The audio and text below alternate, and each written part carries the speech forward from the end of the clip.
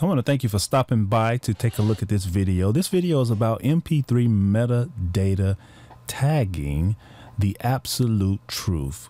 Okay, I'm going to share with you what I know about MP3 metadata tagging and what you should know yourself. But before I get into that, let's talk about who am I? I'm Roderick Carter. I've been an audio engineer for over 30 years. I am the owner of House of Fat Productions.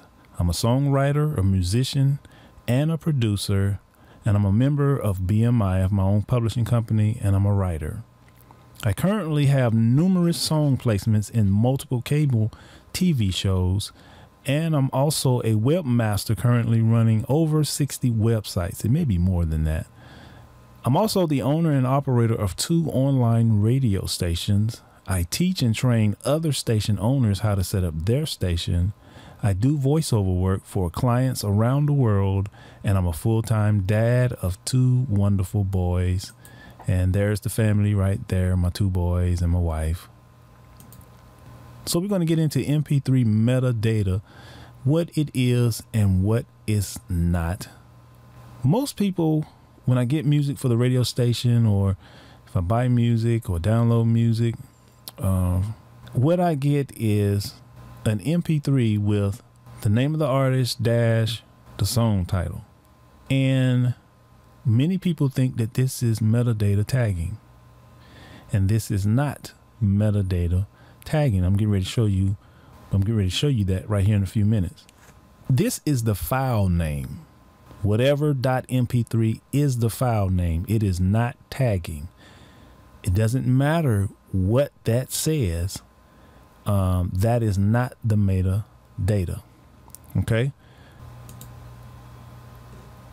I like to use a free program called Winamp to do my tagging before I add music into my radio station. And once I get it into the station, there's other things I can do. But this is a free download. You just go to winamp.com. This is not the only thing you can use. You can use iTunes, and you can also use Windows Media Player. I just like to use this one. All right, here we have the song Total Victory. We have the song Emmanuel by the artist Total Victory, which is one of the projects I produced. And as you see, it's labeled, the MP3 file name is Total Victory Emmanuel. Okay, I'm getting ready to show you that this is not the metadata. Okay, so I'm going to drag this over here, and I'm going to drop this into Winamp, and it'll play. I'm not sure if you can hear that. So how do you know there's no metadata? Well, in Winamp, you can right click on a file and you can select View File Info. When that comes up, this is completely empty. There is no metadata, none whatsoever. So what happens? Why is this important? If I send this to a radio station, or if I send this to tons of radio stations across the world and ask them to play it, there's a very, very strong chance, like over 90% chance, I'm going to lose any tracking that those stations are doing unless the station owner takes the time in and fill these fields out. Why? Because this is what goes into the stream when the song plays. Now, my radio station software it'll try and take this information and make it the tag. And what I mean by that, it'll display that, but it won't update the metadata. You as an artist, you need to fill this information out yourself. It just takes a little time.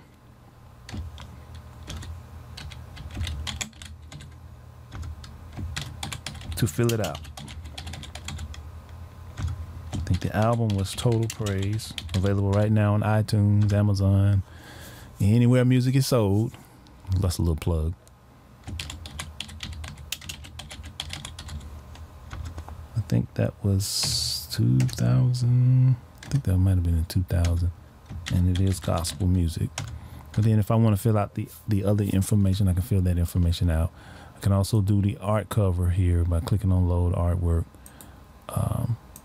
And as you can see, we have the main components, which is the song title, the artist, and the album. Now, when I click OK, if you notice, it changed up here. There's a space between total and victory. And now this song has the proper metadata in it. Now watch this. Let me remove that from the player.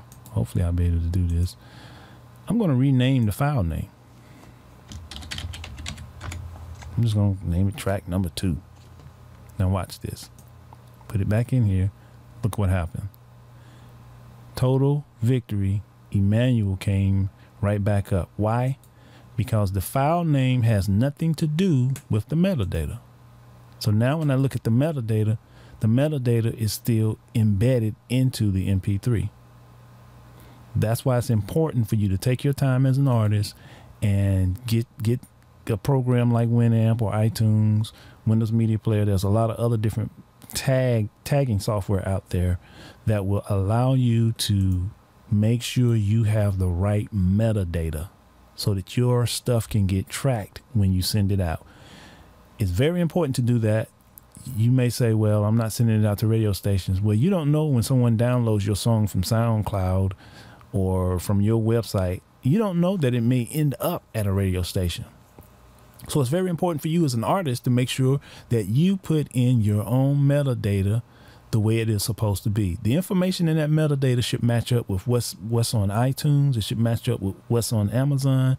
It should match up with what's being reported to your performance right agency. Because if it's wrong, when the systems try to match that information, you will not get credit.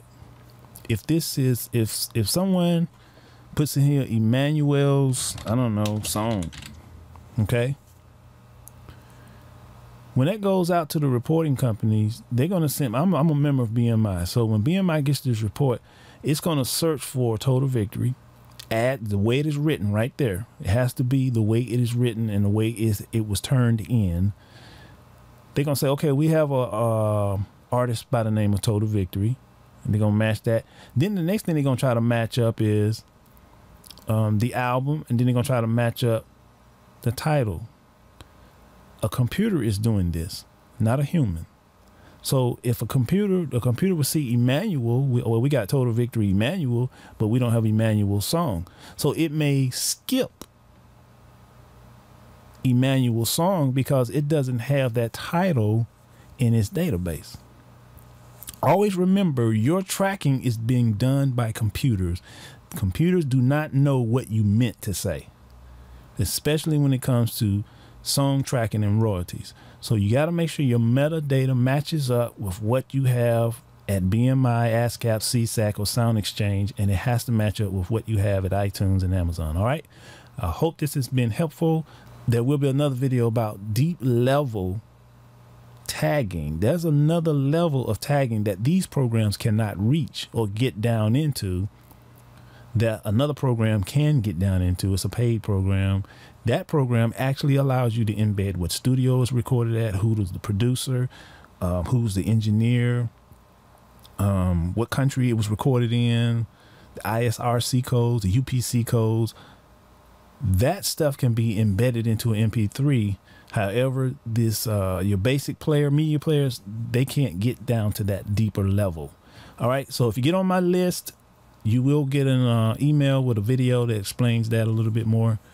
And if you really, really want to take your song tracking capabilities to a whole nother level, I suggest you sign up for my course. It's called thebigmusicsecret.com. So just go over to thebigmusicsecret.com and sign up. And I'm going to share some things with you that's going to literally blow your mind. A lot of people don't know about this information. Sure, you can search for it. You can look it up, but you got to know what you're looking for and you got to know where to look. I take all of the guesswork out. I get you straight to the point, and I get you straight from A to Z within a matter of minutes. All right. Thank you, guys.